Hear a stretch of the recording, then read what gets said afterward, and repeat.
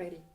Ladies and gentlemen, as you are about to land, please make sure that your seat back is upright, your tray table is folded away, and please open the sunshades at your window.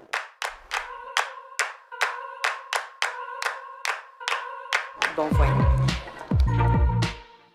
I love and play percussion. I travel the world. I meet amazing people, great percussionists. Welcome to Planet Percussion. Welcome to California.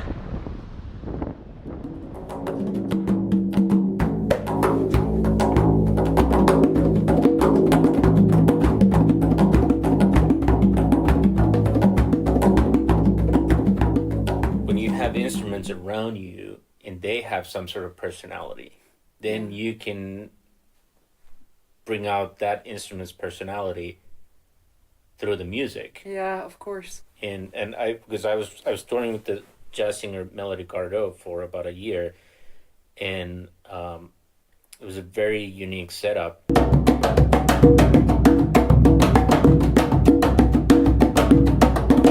I still had congas on stage, but I had two big 55-gallon trash cans, Okay. metal cans, and I played those trash cans as if they were my congas.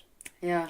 So I'm still playing what a conga player or what I would be playing in a jazz setting on congas, but the sound itself is different.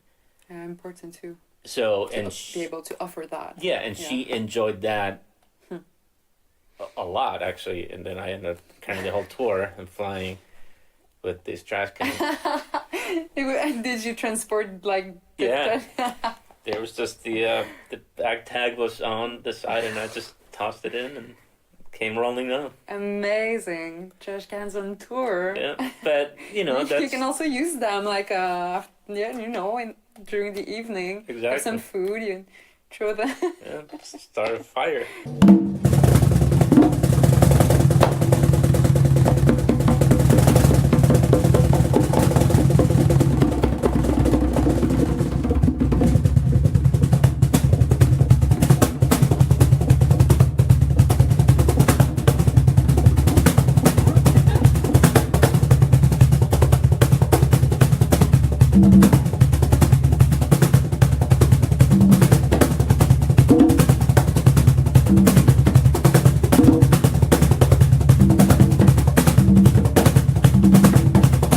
If you listen to any of the great legendary percussionists, they all have very different sound. If you take Louis, or if you take Lenny Castro, you take Paulina da Costa, you take Airto, you take Alex Acuna, Don Alias, Nana Vasconcelos, you take any of these masters, and everybody has a very different approach. Yeah, totally. But you can drop them in any setting, and they still will sound great.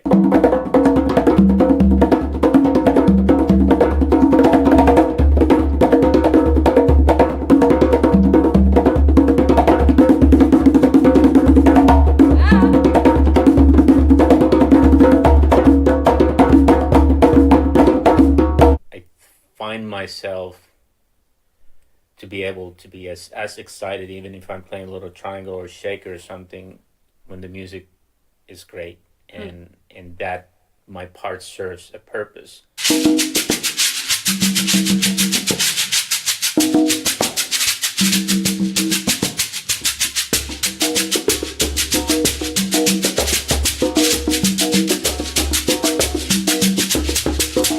I just a couple of days ago, we were recording for the new Star Trek Discovery TV show. Nice. And the composer Jeff Russo, he told me that the session is coming up, and he played me the cue that he wanted to do, and it's the original end credits from the 60s, I think 65, 66, something like that, and there's a huge bongo feature.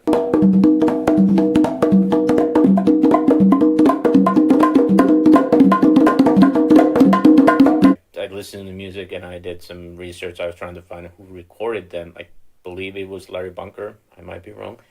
I had three different sets of bongos from different eras. I had bongos from late 50s, from the 70s, 80s, and then modern drums.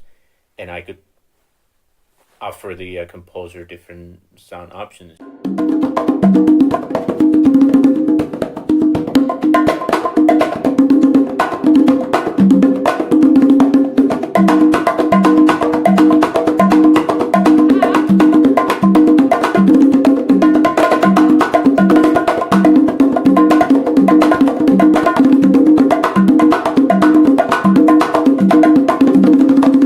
To me, that is very important, to be able to know and understand the history of everything, even if we don't do it. But at Beautiful. least I have the knowledge of this is what it was. If we want to change it, we can go this way, and that's great.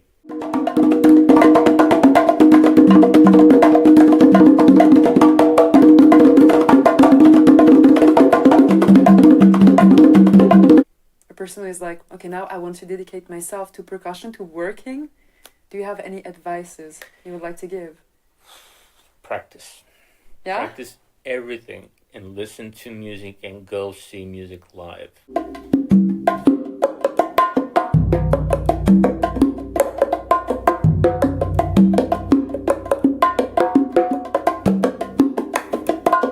One more thing. The question is how bad you want it.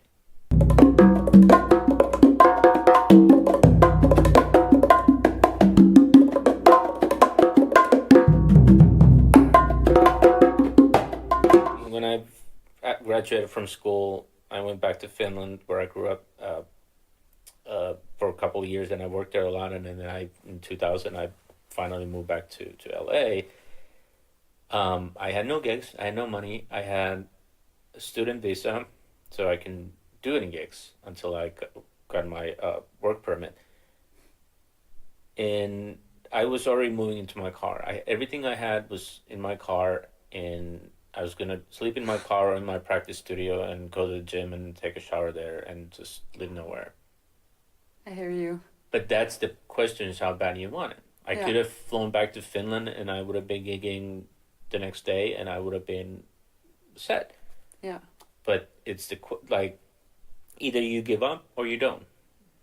And it's easy to give up, and most people who don't give up will succeed and will get somewhere.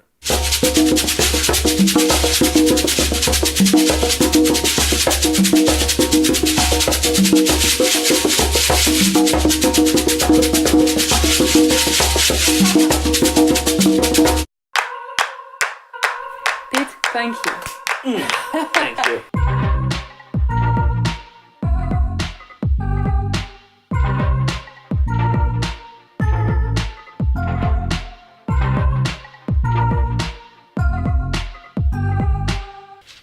This is actually one of my favorites. Yeah? Yeah. Now that the interview is over, I love playing Shaggy.